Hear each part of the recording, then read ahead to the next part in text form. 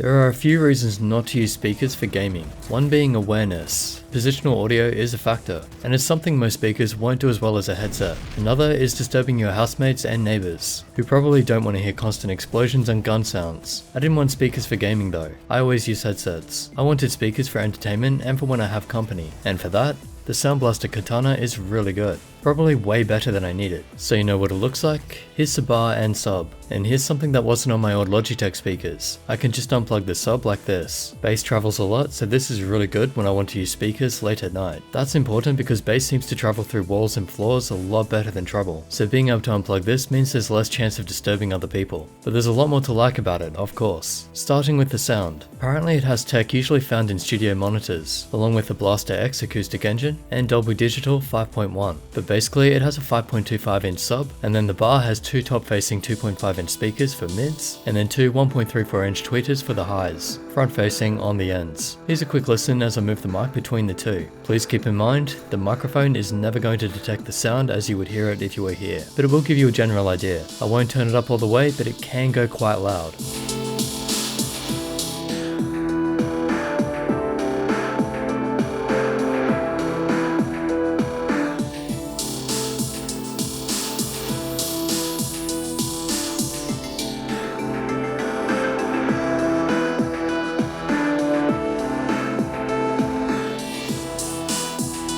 You can see the volume is still low even as I record this. The max level is 50.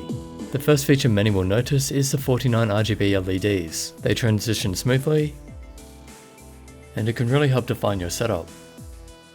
Quickly jumping into the software, it has some modes installed on the speaker, which also means it has onboard memory, and from the dashboard you can access some features. But going into sound, you can use the equalizer, either with a preset, or set your own. You can play with the acoustic engine to get the sound you want. Sound is very personal, so I'll leave that up to you. It also has a voice option, so you can remove the noise from your microphone. This test is using the Sound BlasterX P5. This is a test using the filter.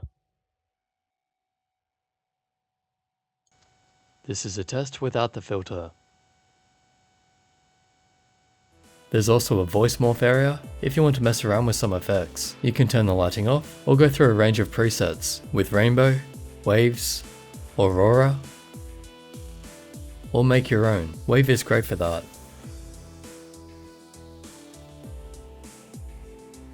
It's about 60 centimeters long, 8 centimeters wide, and 6 centimeters high. There are two rubber feet underneath, and those can be taken off. They only give you about a centimeter clearance at the back though, so they don't really sit above the monitor stands that I have. The distance between them is about 45 centimeters, so keep that in mind when you're planning your setup. It may not sit above the monitor, but if it's flat, it should rest on it well enough. For connections, there's power, which has a supply that connects with the figure 8, then sub, mic, headset, line in for mobile and media stereo, optical, USB flash, which can play music directly, and USB for computer or PlayStation 4. Here's a quick look at the cables you get in the box. I had to use my own figure 8 cable because I didn't get a copy made for Australia.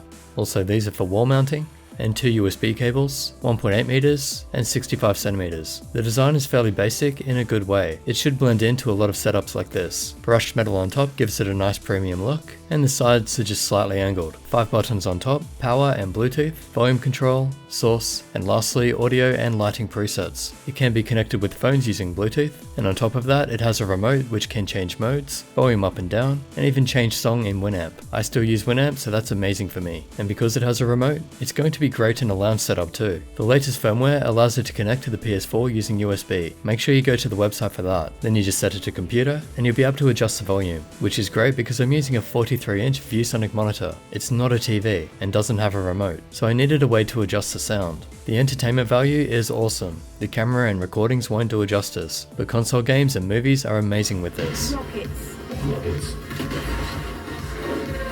Cannon.